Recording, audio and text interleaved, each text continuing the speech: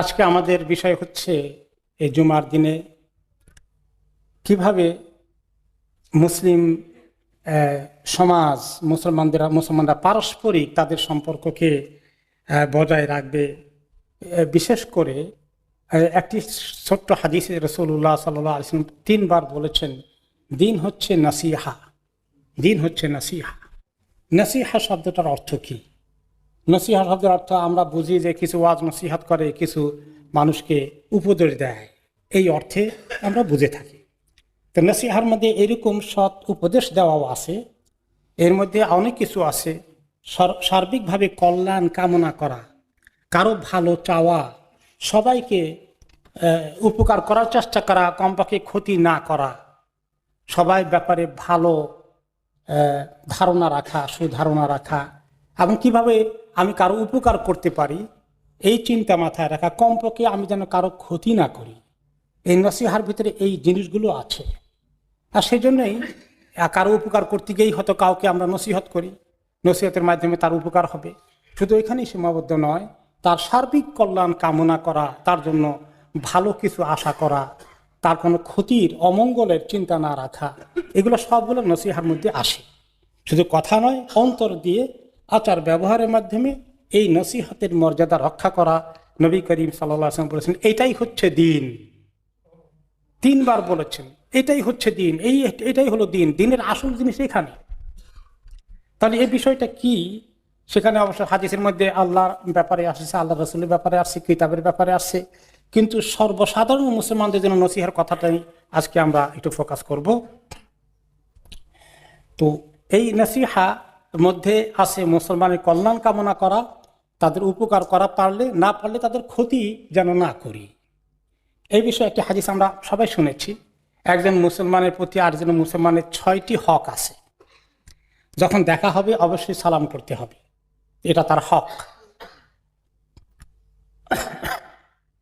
আমাকে কোনো বিষয়ে দাওয়াত দিলে সাধ্য থাকলে দাওয়াত গ্রহণ করা উচিত, কিন্তু কারো কারোর জন্য দাওয়াত গ্রহণ করা অনেক সময় মুশকিল হয়ে যায়। ওজোর থাকলে সেটা অবশ্য ক্ষমার দৃষ্টিতে দেখা উচিত। যখন কোনো মুসলমান তোমার কাছে কোনো নসিহা চায়, তোমার কাছ থেকে কোনো ফেভার চায়, তোমার কাছ থেকে ভালো পরামর্শ চায়, তখন তুমি তাকে সুন্দর কথা দিও, পরামর্শ দিও, ভালো বুদ্ধি দিও। আর যখন সে হাঁচি দিয়ে আলহামদুলিল্লাহ বলে, তুমি তাকে ইয়ারহামুকাল্লাহ বলে দিও। আর যখন সে অসুস্থ হয়ে যায়, সম্ভব হলে তাকে দেখতে যেও। আর সে যদি মারা যায়, পারলে তার জানাজা এবং কবর পর্যন্ত দাফন কাফনের শরীর থেকেও। এইভাবে মুসলমানদের বেশ কিছু অধিকারের কথা এই হাদিসে এসেছে। আবার আরেকটি হাদিসে এসেছে যে কারো ক্ষতি না করার চেষ্টা করার বিষয়ে বেশি গুরুত্ব দেওয়া হয়েছে, যে তোমরা কেউ একে অপরকে হিংসা করো না, কেউ একে অপরকে ঠকানোর জন্য কৃত্রিমভাবে দাম বাড়িয়ে দিয়ে, আরেকজনকে দিয়ে মূলামূলি বেশি করিয়ে দিয়ে আরেক লোককে ঠকানোর জন্য এরকম আর্টিফিশিয়াল ব্যবস্থা করো না। তোমরা একে অপরকে হিংসা বিদ্বেষ এর শিকার বানিও না। একে অপরের পিছনে গোয়েন্দাগিরি করো না, কোথায় কি মিস্টেক করেছে দেখি জোগাড় করি। আর কেউ যদি কোনো জিনিস কেনা বেচার জন্যে আলাপ আলোচনা চলে, একজনের কথাবার্তা বলতেছে, দামাদামি করছে, সেখানে চট করে তার দামাদামির উপরে তুমি পট করে আরেকটি দাম বাড়িয়ে দিয়ে সেটা খরিদ করার চেষ্টা করো না। আগে তার কথা শেষ হোক, সে চলে গেলে তারপরে তুমি দামাদামি করতে পারো। আর কেউ যদি কাউকে বিয়ে শাদীর প্রস্তাব দেয়, তাহলে সেই প্রস্তাবটা ইয়েস নো কিছু না হওয়ার আগে তুমি মাঝখানে নতুন প্রস্তাব নিয়ে যেও না, সেটা আগে শেষ হোক, পজিটিভ বা নেগেটিভ। কোনো মুসলিম যেন অন্য মুসলিমকে জুলুম না করে, কেউ যেন কাউকে ঘৃণা এবং বিদ্বেষ পোষণ না করে, কেউ যেন কাকে অপমানিত না করে। তারপরে তিনি বললেন তাকওয়া তো দিলের ভিতরে, 3 বার দেখালেন এইখানে আল্লাহর ভয়, শুধু মুখের মধ্যে আল্লাহর ভয় নয়। এবং তারপরে তিনি বললেন এটা একজন মানুষের খারাপ হওয়ার জন্য এটাই যথেষ্ট যে একজনকে সে ঘৃণা বিদ্বেষের দৃষ্টিতে দেখে।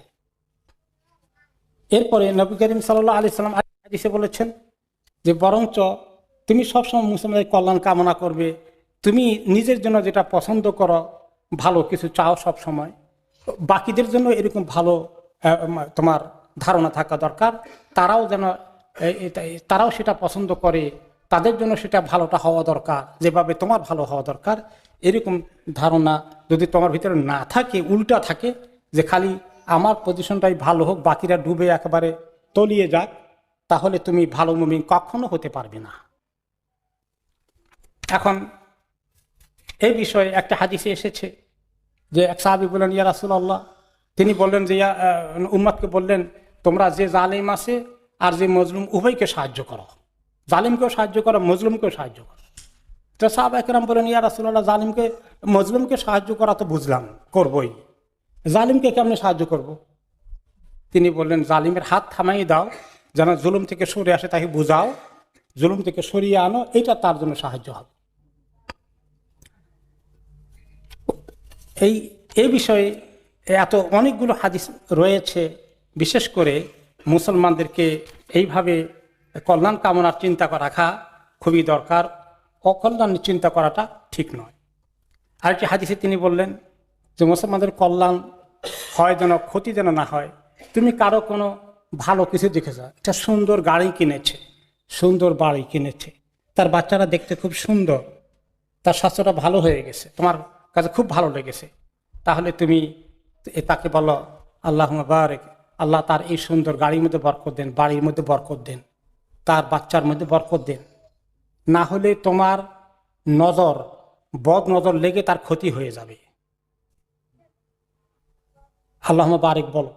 আমরা অনেক সময় বলি, ও আপনার বাচ্চারা তো অনেক বড় হয়ে গেছে দেখি, বেকুবের মতো বললাম এটা। আমার মুখের কথা, চোখের কথা বাচ্চার ক্ষতি করে ফেলবে। এত সুন্দর গাড়ি কোথায় পেলেন আপনি? এ দেখবেন গাড়ির মধ্যে কোনো গন্ডগোল শুরু হয়ে গেছে। এগুলো সব হাদিসের কথা। এই জন্য সঙ্গে সঙ্গে আপনার সুন্দর লাগতে পারে, একটা জিনিস সুন্দর, এখন এটা তো আপনি সুন্দর নয় কেমনে মনে করবেন? তাহলে আপনার নিজের ক্ষতি থেকে বাঁচার জন্য তাদেরকে আপনি সঙ্গে সঙ্গে বলেন, আল্লাহুম্মা বারিক, আল্লাহ তাকে বরকত দান করেন। তাহলে মোটামুটি আপনার চোখের নজর থেকে, ক্ষতি থেকে আল্লাহ তাআলা তাকে বাঁচিয়ে দিবেন। হাদিসে এসেছে, মানুষ চোখ লাগিয়ে, আল আইনু হক, এটা হক, এই ক্ষতি করে, আল্লাহ তাআলার সৃষ্টির মধ্যে আল্লাহ এইভাবে রাখছেন। নিজের সন্তানকে দেখে যে খুব খুশি লাগে, মাশাআল্লাহ বড় হয়ে যাচ্ছে, নাদুর সুন্দর চেহারা আপনার কাছে, সে ভালো করে খাওয়া দাওয়া করছে, আপনি তখনও বলবেন আল্লাহুম্মা বারিক, না হলে ক্ষতি হয়ে যাবে আপনার বাচ্চার। অনেক সময় আমাদের মা বোনেরা দেখেন যে ছোট বাচ্চাকে দুধ খাওয়ায়, ভালোই দুধ খাচ্ছে, আরেকজনের বাচ্চা মোটেই দুধ খায় না। এখন বলে, আচ্ছা আপনার বাচ্চা তো ভালোই খায় দেখলাম, আমার বাচ্চাতে কিচ্ছু খাওয়াইতে পারি না, এ লেগে গেল, আপনার বাচ্চার এই শুরু হয়ে যাবে গন্ডগোল। এখন তাহলে কি বলতে হবে? আল্লাহুম্মা বারিক। নিজেও বলতে হবে, নিজে কিছু দেখলে সুন্দর, আল্লাহুম্মা বারিক। তাহলে ক্ষতি থেকে একে অপরকে কিভাবে বাঁচাবো, সেই জন্য নবী করিম সাল্লাল্লাহু আলাইহি ওয়াসাল্লাম আমাদেরকে অনেক সুন্দর সুন্দর উপদেশ দিলেন। এমনকি একটা হাদিসে তিনি বললেন যে তোমাদের যদি কেউ কারো কাছে পরামর্শ চায়, তাহলে তাকে তুমি ভালো পরামর্শ দিও, এবং ভালো পরামর্শ দিবা, তুমি কোনো উল্টা পরামর্শ দিও না।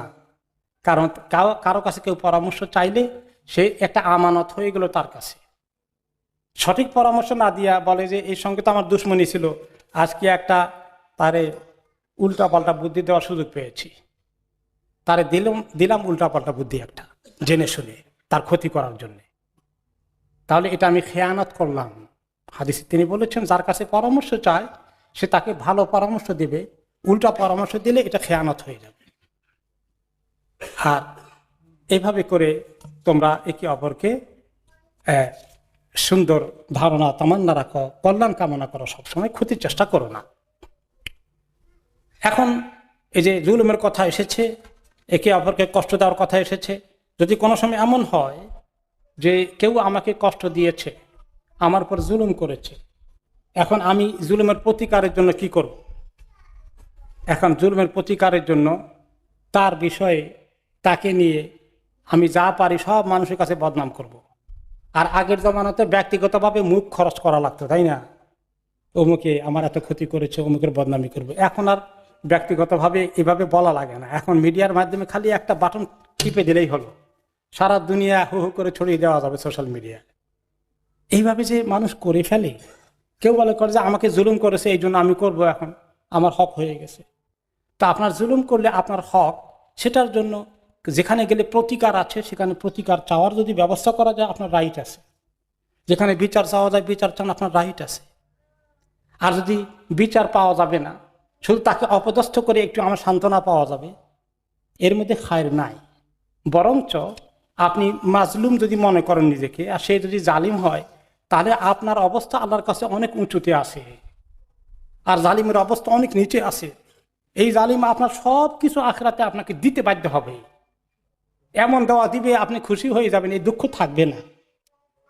এখন আপনি সেটা না করে তাকে অপমান কিভাবে করা যায়, এটার জন্য আপনি যখন সারা দুনিয়াব্যাপী ছড়িয়ে দেন, তখন আপনি কি আর আখিরাতে সেটা পাবেন? তো দুনিয়াতে একটু সুখ ভোগ করেন কতক্ষণ, দেখি কত মজা লাগে আপনার। কিন্তু আপনি যদি সবর করতেন, তাহলে আখিরাতে আপনি অনেক বড় ধনী হয়ে যেতেন। আসলে শয়তান আমাদের নফসে ধোঁকা দেয়, ধোঁকা দিয়ে আমাদেরকে এত ক্ষতিগ্রস্ত করে যে আমরা সুযোগ এসেছিল অনেক কিছু পাওয়ার, কিন্তু সেই সুযোগটাকে আমি একেবারেই নষ্ট করে দিয়ে দিলাম।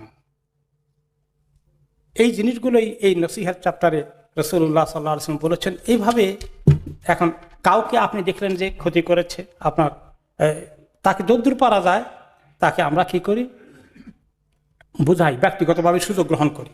কাউকে দিয়ে নসিহত করার, তাকে দিয়ে নসিহা করাই। এই বিষয়ে নবী করিম সাল্লাল্লাহু আলাইহি ওয়াসাল্লামের কাছ থেকে হাদিসগুলো শুনে শুনে সাহাবায়ে কেরাম যেটা শিখেছেন, তারা বলেছেন কি, হাসান আল বসরি রহমতুল্লাহ আলাই, তিনি তাবেঈ, তিনি বলেন যে আমি নবী করিম সাল্লাল্লাহু আলাইহি ওয়াসাল্লামের সাহাবীদের ব্যাপারে তোমাদেরকে বলি যে ওনারা বলেছেন আমাদেরকে, সাহাবীরা আমাদেরকে বলেছেন যে তোমরা যদি চাও তাবেঈগণ, আমরা কসম করে বলতে পারি আল্লাহর নামে, যে আল্লাহ তাআলার কাছে ওই লোকটাই সর্বোত্তম যে লোকদেরকে আল্লাহর কাছে প্রিয় করে তোলে আর আল্লাহকে লোকদের কাছে প্রিয় করে তোলে। তার মানে লোকদেরকে ভালো নসিহত করে আল্লাহর দিকে নিয়ে আসার কাজটা করা অনেক বড় পুরস্কারের বিষয়।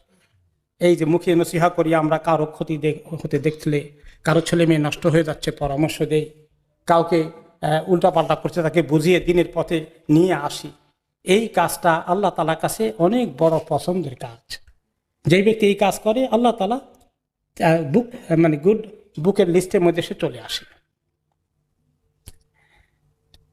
নবী করিম সাল্লাল্লাহু আলাইহি ওয়াসাল্লামের এই যে মানুষকে ঠকানো যাবে না, একটু আগে হাদিসে এসেছে, বেচা কেনার মধ্যে ঠকানো যাবে না এবং কল্যাণ কামনা করতে হবে। আপনি যদি জানেন এই জিনিসটার দাম অনেক বেশি, এই বেচারার দাম জানে না, সে একেবারে পানির দরে ছেড়ে দিয়েছে, সে জানলে এত পানির দরে ছাড়তো না। এই বিষয়ে একটা হাদিস হচ্ছে, সাহাবী জারির ইবনে আব্দুল বাজালি রাদিয়াল্লাহু আনহু, তিনি বলেন যে উনি একদিন ওনার কৃতদাসকে পাঠালেন একটা ঘোড়া কিনে আনার জন্যে। তো তার কৃতদাস খুব চালাক ছিল, গ্রাম থেকে আসা এক ঘোড়া বিক্রি করতে আসছে, সে দরাদরি করে 300 দিরহাম দিয়ে ঘোড়াটা কিনে নিয়ে আসছে।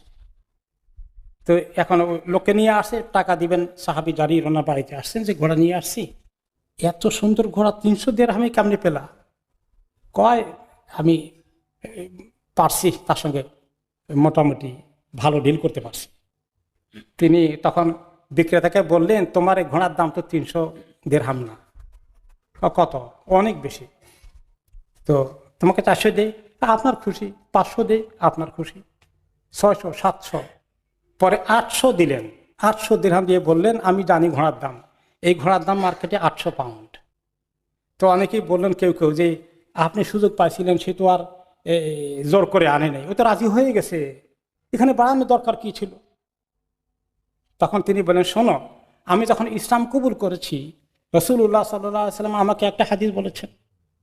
তিনি বলেছেন যে তুমি ইসলাম কবুল করবা, তাহলে আমার সঙ্গে বায়াত করো, শর্ত হলো নামাজ কায়েম করবা, যাকাত দিবা, আর প্রত্যেক মুসলমানের জন্য কল্যাণ কামনা করবা। প্রত্যেক মুসলমানের কল্যাণ যেন হয়, তোমার দ্বারা কোনো ক্ষতি না হয়, এরকম তামান্না রাখবা, এরকম পারলে করবা, এই শর্তে ইসলাম কবুল করো। আমি আল্লাহ নবীর কাছে বায়াত করেছি, আমি জানি ঘোড়ার দাম 800 পাউন্ড, 800 দিরহাম, আমি কেন 300 দিরহাম দিয়ে তাকে ঠকাবো? সে জানে না, আমি তো জানি। সুবহানাল্লাহ, এর নাম ঈমান। আমরা এই সুযোগ পেলে কেউ ছাড়বো? কোথায় আমরা আছি? আমরা যখন কোনো বেচা কিনা করি, গাড়ি একটা এখন আমাকে খুব ডিস্টার্ব করতেছে, কিভাবে বিক্রি করা যায়। তো বিক্রি করতে গিয়ে আমরা কি করব, দোষটা কোথায় আছে ঢেকে ঢুকে পেইন্টেন করে এটাকে কোনো রকমে কাবার লুকানোর চেষ্টা করি। আর কোনো রকম বিক্রি করতে পারলেই হলো, পকেটে টাকা থাকলেই ঢুকে গেলেই হলো। যখন সে আবার আমাকে ফোন করবে, ফেরত নিয়ে আসবে, ভাই আপনার গাড়িটাতে এত বড় এই সমস্যা আছে, আপনি তো আমাকে বলেন নাই, আরে তুমি দেখলে না বেচা কেনা হয়ে গেছে, আমার আর কিছু করার নাই এখন। এরকমই করে না মানুষ? আল্লাহ মাফ করুন, কিসের ইমানদার আমরা, কোন জান্নাতে যাব? এগুলা শিখতে হবে। নসিহা প্রত্যেক মুমিনের জন্য কল্যাণ কামনা, কারো ক্ষতি যেন আমার দ্বারা না হয়ে যায়। এই জন্য ফদর ইবনে আয়াদ রহমতুল্লাহ আলাইহি বলেছেন, শোনো, আমরা আমাদের সময়ে যাদেরকে নেককার পেয়েছি, আল্লাহর কাছে নৈকট্য অর্জন করেছে শুধু নামাজ, রোজা, নফল ইবাদতের মাধ্যমে নয়, বরঞ্চ বড় মনের অন্তরের পরিচয় দিয়ে। মনটা বড় স্বার্থপর হয়নি, এবং তাদের অন্তরে মুসলমানদের ব্যাপারে ঘৃণা বিদ্বেষ ছিল না, এবং তারা উম্মতের সবার যেন কল্যাণ চেয়েছে, কারো ক্ষতি তারা চায়নি। এই কারণে তারা আল্লাহর নৈকট্য অর্জন করেছে। আল্লাহ তাআলা আমাদেরকে সেই তৌফিক দান করুন।